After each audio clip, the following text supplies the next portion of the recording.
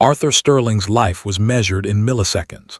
As the CEO of Sterling Logistics, he controlled global shipping lanes with a few taps on his phone. His world was made of glass walls, stock market tickers, and perfect schedules managed by AI assistants. But this morning, that routine shattered in an instant.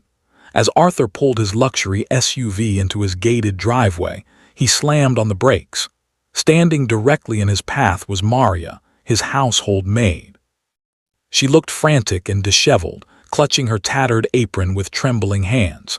Her eyes were red from a sleepless night, making her look like a rough, jagged stone in the middle of his perfectly manicured garden. "Don't move. Follow me," she whispered. The command stopped Arthur dead in his tracks. He was a man who owned entire fleets and moved billions in cargo, yet he found himself paralyzed by the woman who cleaned his floors. She was the absolute opposite of his controlled, high-tech life, standing there like a warning sign he couldn't ignore. For the first time in years, Arthur didn't check his watch or answer a call. He simply stepped out of his car and followed her. Arthur pulled his phone from his pocket, his thumb hovering over the screen. His mind was already racing with reasons to be annoyed. "Maria, what is this?" he asked, his voice sharp with professional irritation. "You know punctuality is the foundation of this household. If you can't manage your time, perhaps it's time we find someone who can." He tapped the screen to open his contacts, ready to call HR and start the process of letting her go. He was a man who lived by rules and efficiency, and he did not tolerate disruptions. However, as he gestured toward the kitchen, something caught his eye that made his hand freeze midair. On the granite countertop, resting alone in the bright morning light, sat a small gold locket. It was the same one he had given Maria as a bonus for her perfect work last Christmas. She never took it off.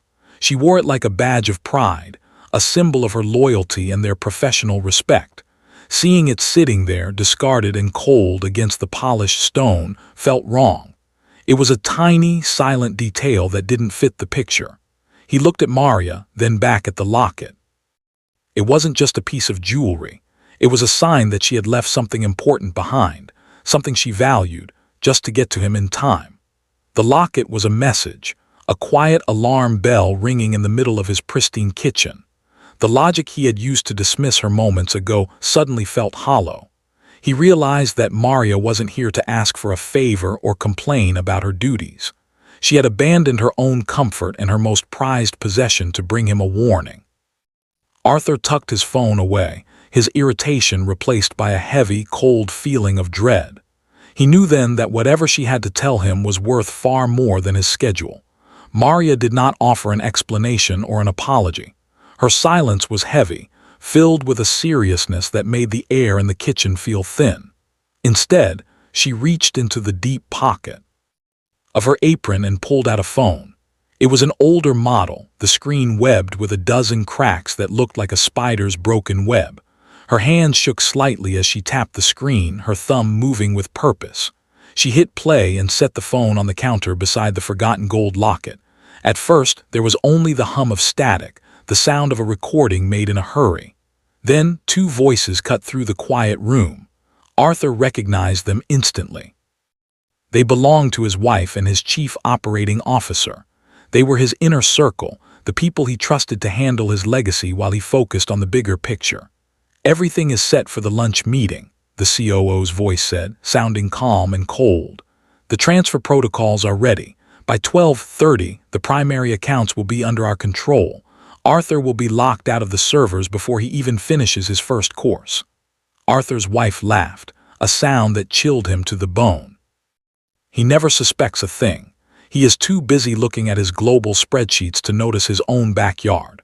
Once the signatures are finalized at noon, his entire empire will effectively belong to us. He will be nothing more than a figurehead by dinner. The recording continued, detailing the exact steps they had planned for the day.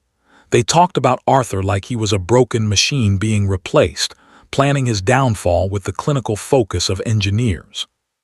Every word was sharp, unedited, and undeniable. Arthur stared at the cracked screen. The data was clear and devastating.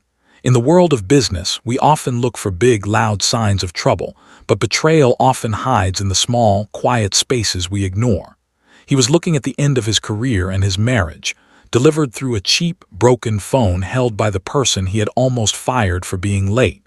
The reality hit him with the weight of a physical blow. The system he built to protect his success had just been used to hollow it out. Arthur's face went completely blank. His expression was a wall of stone, hiding the fire burning behind his eyes. In business, as in life, your greatest power is your ability to control your response when your world is falling apart. He did not scream. He did not pace.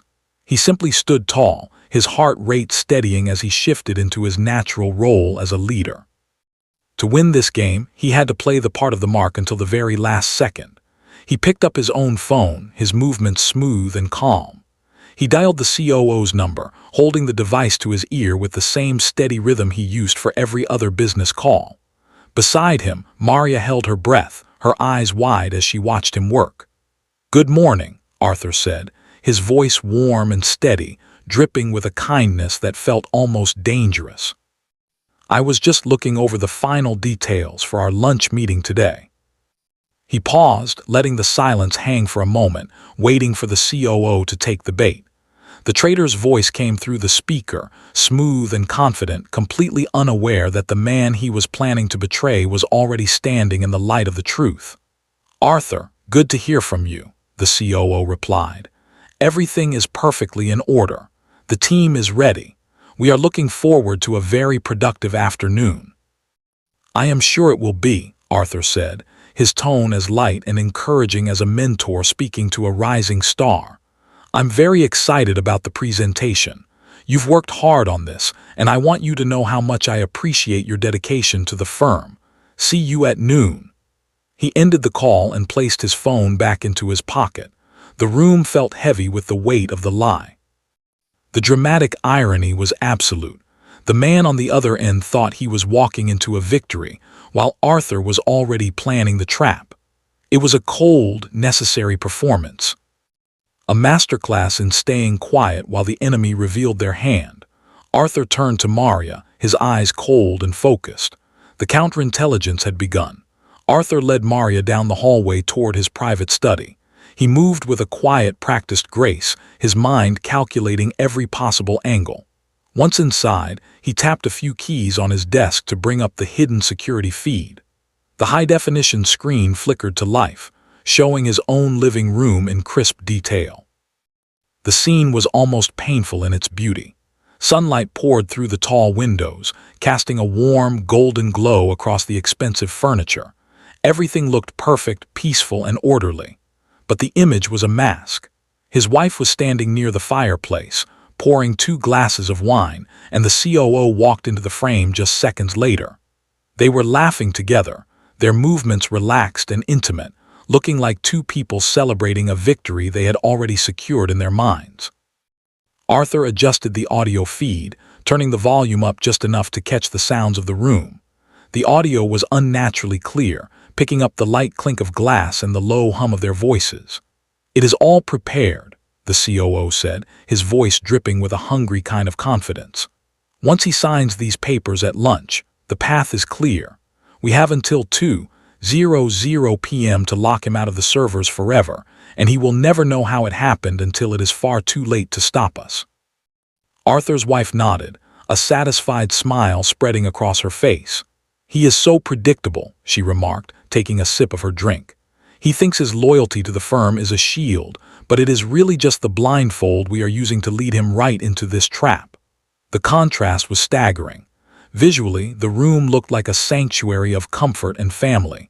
To the naked eye, it was just a quiet moment between a couple and a trusted partner. But the audio revealed the rotting truth underneath the surface. Arthur stood perfectly still, his eyes locked on the screen, watching his own life being dismantled by the people who stood closest to him. It was a cold reminder that data, the objective facts, always tells a different story than what we see on the surface. He watched them toast to his downfall, knowing that he was the only one in the world who knew the clock was already ticking. Arthur stepped out of the shadows of his study and back into the main house. Every step he took felt deliberate, a calculated movement on a chessboard he had only just realized he was playing. He forced his shoulders to relax, adopting the easy, tired posture of a man who believed he was coming home to a simple lunch and a routine business deal. He was no longer the master of this house. He was a target walking straight into the center of a kill zone. As he crossed the threshold into the living room, the space he had lived in for years felt suddenly, violently foreign. It was like stepping onto a stage where the props were all wrong. The light hitting the hardwood floor didn't look like warmth anymore. It looked like the bright, harsh spotlight of an operating theater where his life was about to be dismantled piece by piece. He looked at his wife and his COO. To them, he was just a pawn moving toward the finish line, oblivious to the trap they had spent months building. He felt the cold weight of the reality. This room, filled with memories and expensive decor, had turned into a hollowed-out fortress. The walls felt thin, the ceiling too high, and every piece of art seemed to watch him with a silent, judgmental eye. He walked toward them, offering a small, tired smile. He played the part of the unsuspecting Mark with a focus that bordered on professional, carefully managing his breathing and his tone. Internally, his mind was a storm of logic and tactical planning. He cataloged the exits, the positions of the others, and the exact timing he needed to spring his own surprise. He was essentially performing a high-stakes experiment in human behavior. By mirroring their expectations of his weakness, he was drawing them closer to their own defeat. He stood in the center of the room, feeling the hum of his own heartbeat, and waited for the moment when the predator would finally overreach. The trap was set, perfectly symmetrical, reflecting back to them the very greed they had used to target him. He was ready. The clock on the wall moved with agonizing slowness, each tick marking the progress of the trap. At exactly 1:00 p.m., the COO stepped forward, his face bright with a predatory hunger. He reached into his briefcase and produced the documents, the final pieces of a puzzle designed to strip Arthur of everything he had built. He placed the heavy folder on the marble table, uncapping an expensive fountain pen with a slow, deliberate motion. "Just sign here, Arthur," he said, his voice smooth as oil. "It's time to move on to the next chapter." Arthur looked down at the paper. His hand reached out, his fingers brushing the cool surface of the page. Just as the nib of the pen hovered over the signature line, the silence of the house was shattered, not by a shout, but by a sudden, heavy pressure. Outside, the quiet was replaced by the arrival of two black, unmarked tactical vehicles. They pulled up to the curb with military precision, their engines cutting out at the exact same second. Before the echoes of the tires could fade, the front door swung open. 4 men in sharp, dark suits entered the foyer. They did not rush and they did not raise their voices. They moved like shadows, efficient, practiced, and cold. These were not police officers. They were elite private security auditors, experts in finding the truth hidden in the books of men who thought they were smarter than the rules. They fanned out through the living room instantly, blocking every door and every hallway. The atmosphere in the room shifted in a heartbeat. The warmth of the sun and the comfort of the home vanished, replaced by a clinical, sharp tension. The silence that followed was deafening, pressing against the ears of everyone in the room. The COO's pen stopped midair. He looked up, his eyes darting toward the exits, only to find them held by men whose faces held no sympathy. The trap hadn't been sprung by Arthur's anger, but by the cold, hard logic of the system he had turned against his own enemies. The game was over. COO stood frozen, his hand still gripping the pen. As he looked at the auditors, the truth settled over him like a heavy blanket. His plan, which had seemed so brilliant only seconds ago, was now nothing more than a list of errors. His shoulders slumped, and the arrogance that had defined him all morning vanished, replaced by a sudden, pale look of defeat. He didn't bother to fight or argue. He understood that in a game of hard data and professional oversight, there was no room for excuses. He slowly opened his fingers, letting the stack of documents flutter to the floor like autumn leaves. They landed with a soft sound that felt final in the quiet room. He looked past the auditors and caught Arthur's gaze for a single, hollow moment. "I thought the maid was just invisible," he whispered, his voice trembling and thin. "I was wrong." He didn't need to say anything else. His words were a confession of his biggest mistake. He had underestimated the value of the person he ignored. He had assumed that status was the only thing that mattered, failing to see the intelligence and the loyalty that existed in the spaces he considered unimportant. The security team stepped forward, their movements efficient and silent. They flanked him on both sides, their presence acting like a wall that pulled him away from the life he had tried to steal. They led him toward the door without a single harsh word, treating him like an item being removed from a balance sheet. Arthur watched him leave, but he felt no spark of triumph. Instead, a profound, heavy sense of exhaustion washed over him. The adrenaline that had kept him sharp and focused began to fade, leaving behind only the reality of the cost. He realized that while justice had been served, the act of clearing out a rot that had been so close to his heart was a deeply wearying task. He was left in the sudden, vast silence of his own home, staring at the empty space where his former partner had stood. 6 months had passed, and the weight of that day had finally settled into a new, stable routine. At Sterling Logistics, the chaos was gone.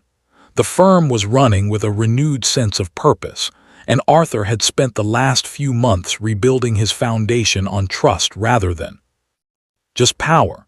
He had learned that true safety does not come from locking doors, but from knowing exactly who you have standing beside you when the walls start to shake. Outside, the garden was a place of peace once again. The sun filtered through the trees, casting gentle shadows across the grass. Arthur's young son was sitting on a small wooden bench, laughing as he worked on a drawing. Beside him, Maria sat with a patient, kind smile, helping him guide his crayon across the paper. She was drawing a lighthouse, its tower standing tall against a rough, blue-colored sea. Arthur walked over, his footsteps quiet on the soft earth. He felt a deep sense of relief watching his son play. The boy was healthy, happy, and safe, a goal that had once seemed impossible to protect. As Arthur reached them, his son held up the paper to show him the finished work. The lighthouse stood steady and bright in the center of the page. Maria looked up at Arthur, her eyes filled with a quiet wisdom that spoke of lessons learned the hard way. She nodded at the drawing, her voice soft but clear. "A lighthouse doesn't fight the storm, sir," she said, looking back at the boy. "It just stays bright enough to show you where the rocks are." Arthur watched the lighthouse on the page and then looked at Maria. He realized she was right. They hadn't needed to fight the storm with anger or chaos.